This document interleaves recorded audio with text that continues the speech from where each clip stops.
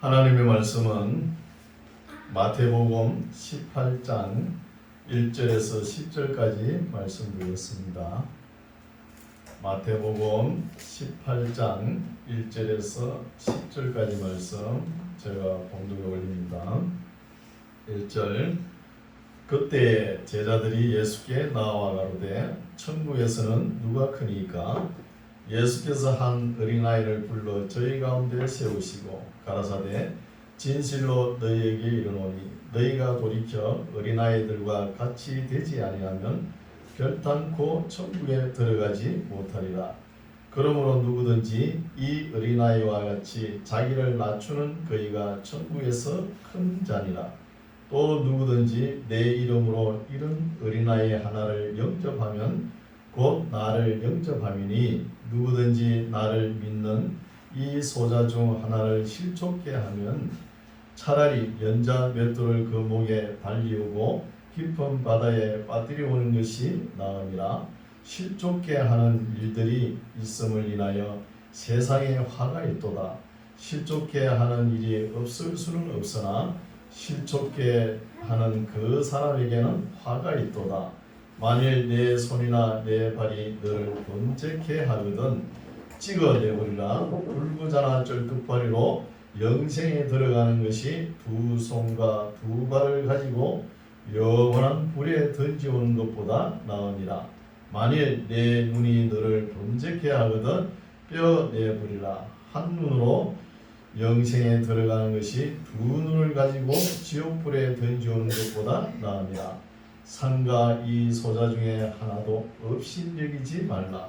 너희에게 말하노니 저희 천사들이 하늘에 계신 내 아버지의 얼굴을 항상 배웁느니라. 아멘. 할렐루야. 아멘. 반갑습니다.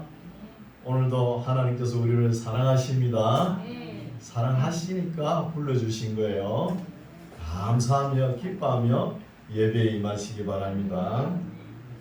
오늘 말씀은 마태복음 18장 말씀인데 우리나라에도 한때 젊은 청년들의 자살률이 꽤 높았죠. 또 연예인들도 자살을 하고 그랬잖아요. 이렇게 자살을 하는 이유는 가정의 가치를 잃어버렸다는 것이죠. 그런데 우리 기독교는 가정의 가치와 또 어린 아이의 가치를 또 여인의 인격을 일찍 발견한 종교입니다. 우리 기독교가. 그럼 불교는 어때요? 불교는 해를 끼치는 종교예요. 사실은 보면. 왜냐하면 석가모니가 출가할 때 결혼을 했어요. 결혼을 하고 아들이 하나 있었습니다. 그 아들 이름이 뭐냐? 라훌라라고 그래요. 라훌라. 이거는 뭐냐? 장애물이라는 것이죠. 장애물이 태어났다는 거예요.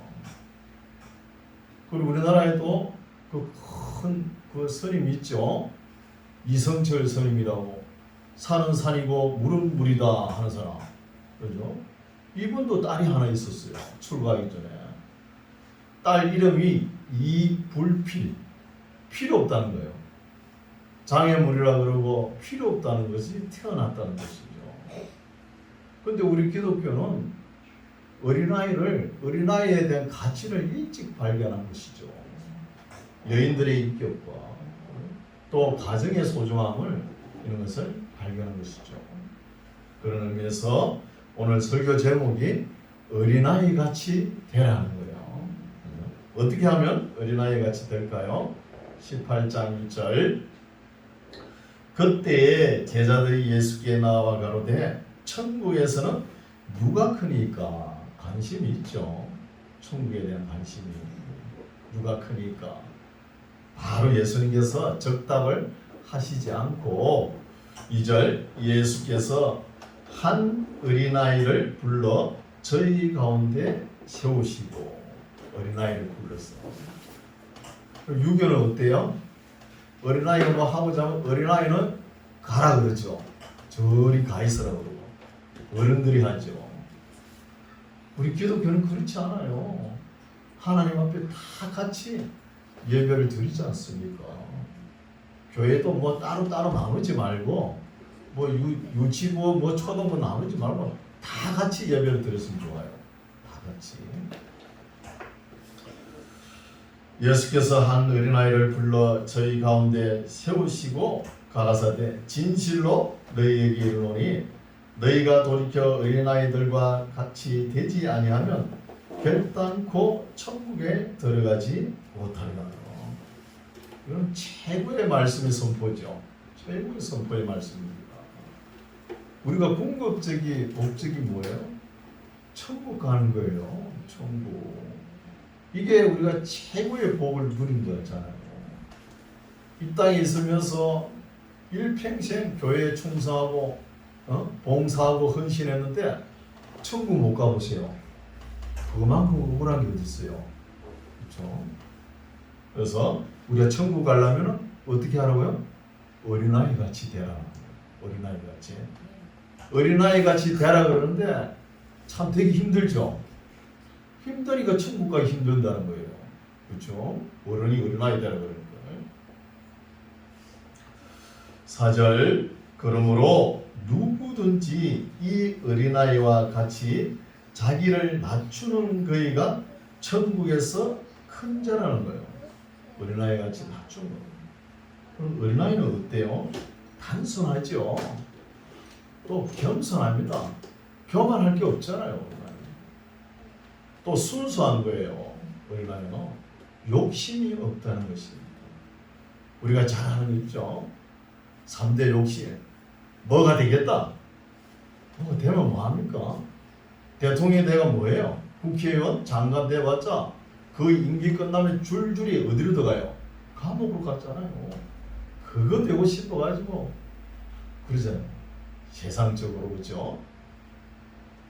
그럼 뭘 하겠다? 뭘 가지겠다? 많이 가져보세요. 그거 다 누리지도 못하고 가는 거예요. 뭐 하겠다는 것도 세상적으로 볼 때는 아주 뭐 그다란 업을 이루었다 하지만 하나님 보시기에는 아무것도 아니라는 거예요. 이게. 그래서 어린아이에게는 이런 뭐가 되겠다, 뭘 하겠다, 뭘 가지겠다 이런 욕심이 없다는 거예요. 또 순종하죠. 엄마 말을 잘 순종하잖아요. 또 의존하고 신뢰하잖아요.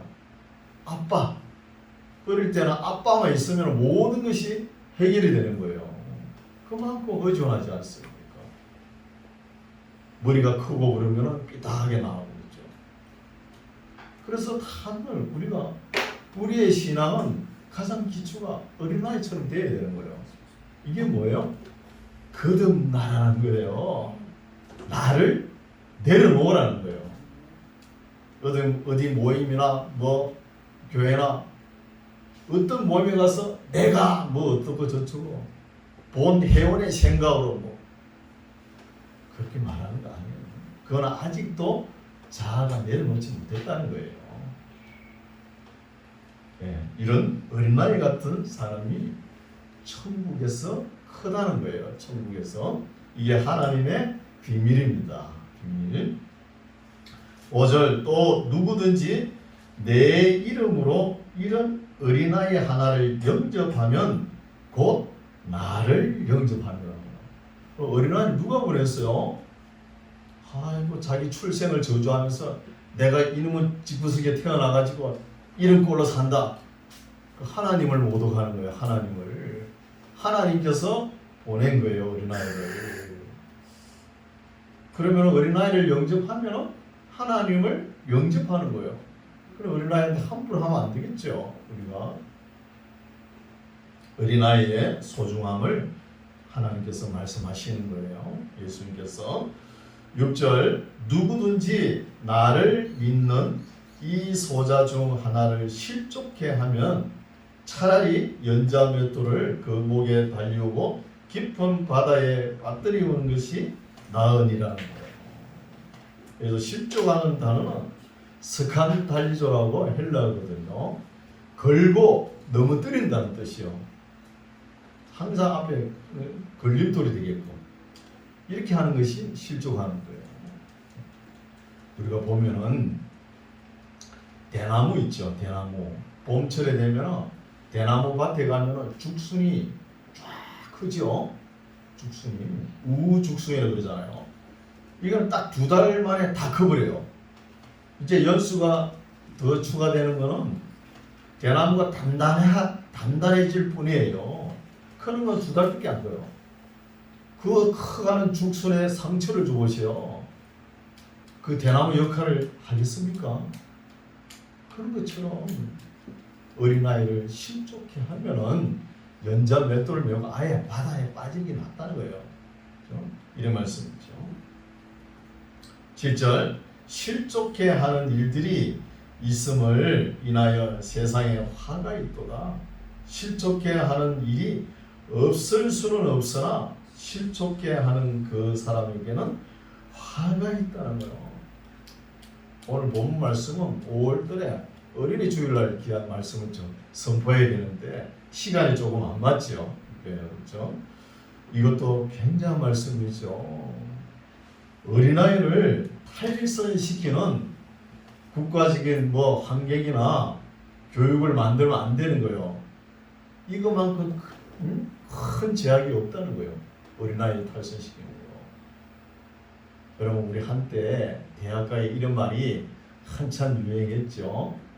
실존주의, 개인주의가 만연해가지고 어떤 말을 했냐. 남이야 뭔 짓을 하든 무슨 상관이냐고. 오늘도 그렇죠. 윗사람이 없어져 버렸어요. 권위가 없어져 버렸어요. 누가 말을 해도 안 듣는 거예요. 이런 시대가 되어버렸어요. 권위가 다 사라져 버렸어요. 어른들의 말씀이. 또 심지어는 더 이렇게 하죠. 남이야 전봇대로 이빨을 쑤시든가 말든가 뭔 상관이냐고. 그런 소리 했잖아요. 오늘도 더 하죠 뭐. 이렇게 되면은 사회의 질서가 다 깨어지고 인간의 존엄성이 다 깨어지는 거예요. 윤리와 도덕이 다 없어져 버리는 거예요. 사람으로 태어나서 사람답게 살아야 되는 거 아닙니까? 이런 것이 문제죠. 그래서 실족해 하는 일들이 있음을 인하여 세상에 화가 있다는 거예요. 실족해 하는 일이 없을 수는 없으나 실족해 하는 그 사람에게 화가 있는 것이죠. 어린아이들을 반듯하게 잘 교육을 시켜야 되는 것이죠. 세상 환경도 중요하지만 하나님의 말씀을 누가 가르쳐요? 엄마가 잘 배우고 바르게 가르쳐야 바르게 성장할 줄 믿습니다. 8절 만일 내 손이나 내 발이 너를 범죄케 하거든 찍어내버리라. 불구자나 쫄뚝발이로 영생에 들어가는 것이 2 손과 2 발을 가지고 영원한 불에 던지오는 것보다 나으니라. 만일 내 눈이 너를 범죄케 하거든 빼어내버리라. 한 눈으로 영생에 들어가는 것이 2 눈을 가지고 지옥불에 던지오는 것보다 낫다는 거예요. 그렇죠? 지난 말씀이죠. 10절 중요하죠. 상가 이 소자 중 이 소자는 세상적으로 또한 교회 와서도 주목받지 못하는 사람, 어린아이 같은 사람, 또 많이 배우지 못한 사람, 소외된 자를 이야기하는 거예요. 이 소자 중 하나도 업신여기지 말라는 거예요. 이게 주제죠. 업신여기지 말라. 너희에게 말하노니 저희 천사들이 하늘에서 하늘에 계신 내 아버지의 얼굴을 항상 배웠느니라. 이 말씀도 조금 깊이 생각하면 교리적으로는 할 것이 아니지만 영혼의 문제와 천사에 대한 이야기가 나오죠. 어린 아이를 하나를 담당하는 천사가 있는 것 같기도 해요. 여러분 오늘 만나게 예배 드리러 왔죠? 이 예배 드리는 광경을 누가 봐요? 천사가 담당하는 천사가 보고 있습니다. 천사가 보고 하나님께 고하는 거예요. 오늘 음성군 사정리 땅에 만나교회 예배에 참석한 사람은 몇 명입니다. 누구는 참석 못했습니다. 이걸 천사가 하나님께 보고하는 거예요. 그럼 세상 사람도 어때요? 음성군이라도 사정일을 담당하는 공무원이 있죠. 그건 있지 않았습니까? 우리가 에스겔서 읽어왔잖아요. 예루살렘을 관할하는 천사가 있었다는 것이죠. 관할하는. 그래서 우리의 삶을 또 돌이켜 보면은 우리가 뭐가 좀 부족해야 하나님께 기도도 하고 예배에 임하는 거예요. 모든 것을 완벽하게 다 갖춰버리면 하나님을 볼 수 없는 거예요. 하나님께서 나타날 이유가 없는 것이죠. 그렇죠? 뭔가 아쉬움이 있어야 하나님이 보인다는 것입니다. 우리 눈으로는 볼 수 없지요. 볼 수 없지만 우리 삶의 길을 돌아보면 하나님께서 인도하시구나 하는 것을 깨달으시기 바랍니다. 또 어떤 사람은 이런 사람이 있어요. 너무나 죄가 많아가지고 하나님께서 찾아오지 못하게 하는 거예요. 하나님께서 나타나지 못하게. 죄의 덩어리가 터득터득 쌓여있는데 그걸 빨리 예수님의 보혈로 씻어야 되는데 끝까지 자기 고집하고 차가이 있는 사람이 있어요. 이런 사람은 하나님께서 간섭하시고 나타내시고 역사하시는 것을 볼 수가 없는 거예요. 죄 때문에 가까이 하지 못하죠. 이런 말씀도 우리가 볼 수 있죠. 이제 11절 말씀 없음이라고 있죠. 이건 삭제했다 이런 게 아니에요. 원본에 가까운 말씀이라는 거예요. 원본에는 없는 것이 가까운 거예요. 12절 너희 생각에는 어떻겠느냐? 만일 어떤 사람이 양 100마리가 있는데 그 중에 하나가 길을 잃었으면 그 99마리를 산에 두고 가서 길 잃은 양을 찾지 않겠느냐? 진실로 너희에게 이르노니 만일 찾으면 길을 잃지 아니한 99마리보다 이것을 더 기뻐하리라. 이와 같이 이 소자 중에 하나라도 이루어지는 것은 하늘에 계신 너희 아버지의 뜻이 아니니라는 거예요. 소자라 같으면 우리가 단순하게 어린아이가 먼저 떠오르죠. 어린아이가 복이에요. 우리의 미래는 어린아이에 달려있지 않습니까? 우리 기독교는 어린아이의 그 가치를 미리 발견했죠. 그리고 여인들의 인격을 발견했고 또 우리 가정의 가치를 발견했었죠. 15절 내 형제가 죄를 범하거든 가서 너와 그 사람과만 상대하여 권고하라. 이 말씀도 중요하죠. 만일 들으면 너가 너 형제를 얻은 것이요. 권고하고 형제가 잘못된 길로 갈 때 온 교회 소문을 퍼뜨려가지고 다 찾아가지고 책망하고 그런 거 아니죠. 그런 거 하지 말라는 거예요. 은밀하게 그 사람이 나쁜 길로 가는 거, 실족하는 길로 가는 걸 아는 사람이 있을 거 아니에요. 제일 먼저 혼자 찾아가가지고 이렇게 하는 것이 아니라 하면서 권고하는 거예요. 은밀하게 이렇게 하고 16절 만일 듣지 않거든 한두 사람을 데리고 가서 두세 정인의 입으로 말마다 정창케 하라는 거예요. 혼자가 안 되면 이제 정인 되게끔 두세 사람 데려가고 17절 만일 그들의 말도 듣지 않거든 교회에 말하고 교회의 말도 듣지 않거든 이방인과 세리와 같이 여기라는 거예요. 참 믿음의 형제가 같이 믿음 생활하면서 실족된 길로 가든지 또 세상 길로 갈 때 혼자 찾아가서 책망할 거는 하고 건의할 거는 건의해야 되겠죠. 그래도 안 되면 두세 사람이 찾아가는 거예요. 또 안 되면 교회에 이제 보고를 하고 교회 당회가 있지 않습니까? 또 그래도 말을 안 들으면 수찬 정지를 해요. 정지를 하거든요. 하는데 그래가지고 또 말을 안 듣잖아요. 그러면 출회를 시키는 거예요. 교회를 내보내는 거예요. 내보내면은 초대교회 때는 그런 사람이 오래 살지 못해요. 그냥 하나님께서 빨리 데려가세요. 더 이 땅에 있으면 죄를 더 많이 저지르거든요. 오늘날은 어때요? 교회에 섬기다가 무슨 일이 있어가지고 뭐 교회 목회자가 내보내면은 밖에 나가면은 책망도 못해요. 오늘날 교회는 밖에 나가면 대환영을 하는데 다른 교회 가버리면 그런 시대를 우리가 살아가고 있는 거예요. 참 아쉬운 시대입니다. 그렇죠? 18절 진실로 너희에게 이르노니 무엇이든지 너희가 땅에서 매면 하늘에서도 매일 것이요 무엇이든지 땅에서 풀면 하늘에서도 풀리리라. 이게 교회의 권세입니다.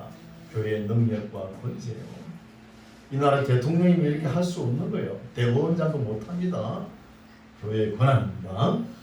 19절 진실로 다시 너희에게 이르노니 너희 중에 두 사람이 땅에서 합심하여 무엇이든지 구하면 하늘에 계신 내 아버지께서 저희를 위하여 이루게 하시리라.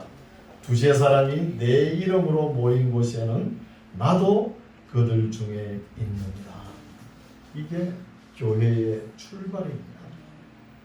하나님의 진리의 말씀이 있고 또 생명의 양식이 있고 그렇게 연합된 것이 교회라는 거예요. 이 교회의 출발을 나타내는 것이죠. 21절 그때 베드로가 나와 가로되 주여 형제가 내게 죄를 범하면 몇 번이나 용서하여 주리까 7번까지 하오리까 예수께서 가라사대 너게 이르노니 7번뿐 아니라 70번씩 7번이라도 할지니라. 또 이렇게 했다고 490번 막 하면 되겠네 그렇게 생각하죠. 그게 아니고 끝없이 용서하라는 말씀입니다. 23절 이러므로 천국은 그 종들과 회개하려 하던 어떤 임금과 같으니 회개할 때에 1만 달란트 빚진 자 하나를 데려오면 1만 달란트라고 했으면 오늘은 아마 4조 원이 넘을 거예요. 금리 계산하면 이런 엄청난 것을 탕감받지요. 1만 달란트 빚진 자 하나를 데려오면 25절 갚을 것이 없는지라. 갚을 것이 없는 것이 아니고 갚을 힘이 없는 것이죠. 힘이 없는지라 주인이 명하여 그 몸과 처와 자식들과 모든 소유를 다 팔아 갖게 하라 한데 그 종이 엎드려 절하며 가로되 내게 참으소서 다 갚으리다. 가진 것도 없으면서 그죠. 갚을 힘도 없으면서 갚으리라 하는 거예요. 오늘 그 종의 주인이 불쌍히 여겨 놓아 보내며 그 빚을 탕감하여 주었더니 엄청난 금액을 탕감받았죠. 28절 그 종이 탕감받은 그 종이 나가서 자기에게 100데나리온 100데나리온 하면은 한 1000만 원 정도 될까요? 그런 돈입니다. 그걸 빚진 같은 동간 하나를 만나 붙들어 목을 잡고 가로되 빚을 갚아라 하는 거예요.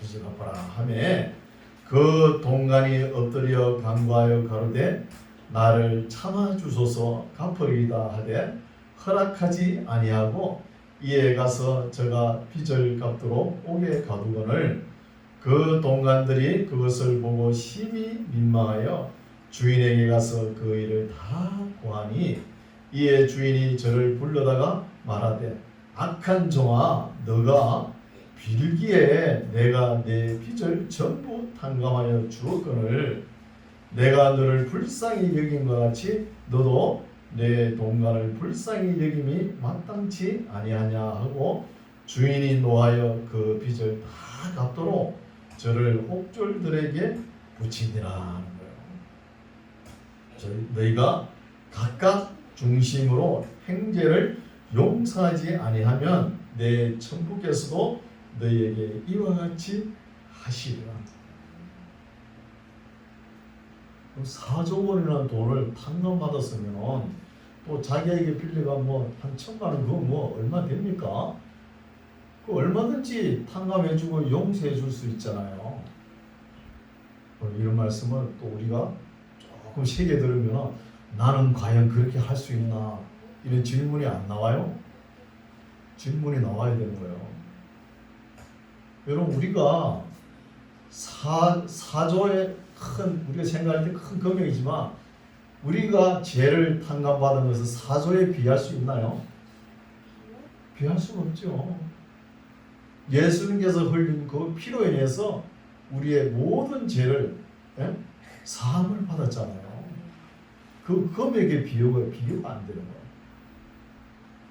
이렇게 많은 하나님의 은혜를 받아놓고 조금 내게 빚진 거 그거 안 갚는다고 빚을 갚아라 그러면서 이게 오늘 우리 삶이 또 이렇게 살아가는 사람들이 있다니까요.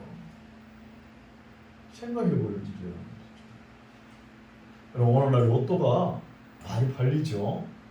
그 1등 되면 얼마 됩니까? 요즘은 좀 내려갔더니 20억, 30억 되죠. 그거 1등 돼보세요. 누가 내 옆에서 뺨을 한 대 때려도 괜찮아. 용서할 수 있지. 그렇죠? 여러분 다이 보세요. 근데 용서하지 않았잖아요. 그 전쟁에서 승리하고 하나님 앞에 춤을 추다가 바지가 좀 내려왔거든요. 그걸 첫사람이 미갈이 보고 왕이 돼가지고 추태를 부린다고 그 말 한마디가 상처가 돼가지고 일평생 미갈이 머무는 방에 들어가지 않았잖아요. 미갈이 생각으로 살지 않습니까? 그 용서 못하는 거예요. 그게 우리 삶 속에도 그런 게 있어요. 겉으로는 거룩한 척, 사랑이 많은 척, 긍휼이 많은 척, 은혜로운 척 이렇게 하지만 속 내막에 들어가면 전부 다 그렇고 그래요. 여러분 유명한 정치인들 보세요. 그 가정을 은밀하게 들어가 보세요. 형편없습니다. 가정에 들어가는 거. 보통 사람들보다 더 엉망으로 살아요. 근데 밖에 나올 때는 미소를 잃지 않죠. 그게 삶이에요, 삶이. 그래서 오늘 말씀은 여기까지인데 우리가 조그마한 일에 째째하게 거기에 마음을 뺏겨가지고 하나님의 거룩한 백성다운 삶을 살지 못할 경우가 있는 거예요. 그 감정을 이기지 못해가지고 항상 이성적으로 하나님의 말씀에 비춰가지고 마음의 문을 활짝 여세요. 열어가지고 내가 알고 있는 진리 이거보다 더 좋은 진리가 있으면 그걸 받아들여야 되는 거예요. 아예 천막을 쳐버리니까 들어갈 수가 없는 거예요. 그러니까 전부 다 각자 따로 신학도 그렇고 세상 학문도 그렇잖아요. 전부 다 따로 노는 거예요. 세상 권위 있는 사람이 말 한마디 하면 절대 안 들어요. 시대가 너무나 암담한 시대를 살아가고 있습니다. 그래서 우리 만나교회 성도님들은 어린아이가 되십시다. 어린아이 어때요? 단순하죠. 단순하고요. 단순하고 순수한 거죠. 또 겸손한 거죠. 또 잘 순종하고 또 의존하고 신뢰하는 이런 어린아이가 되어서 항상 기뻐하고 감사하는 신앙생활하는 저와 여러분 되시기 바랍니다. 기도하겠습니다. 하나님 아버지 감사합니다. 우리 땅에 새로운 생명이 태어난다는 것은 하나님의 계획이고 희망과 미래인데 세속적으로 살아 어린아이를 낳지 않는 우리를 범하고 말았습니다. 하나님 말씀은 한결같이 생육하고 번성하라는 것이고 하나님의 말씀을 바르게 가르치고 배워서 하나님이 쓰실 만한 아름다운 인물들이 많이 나오게 하시고 또 바르게 성장할 수 있도록 도와주시옵소서. 예수님 이름으로 기도드립니다. 아멘.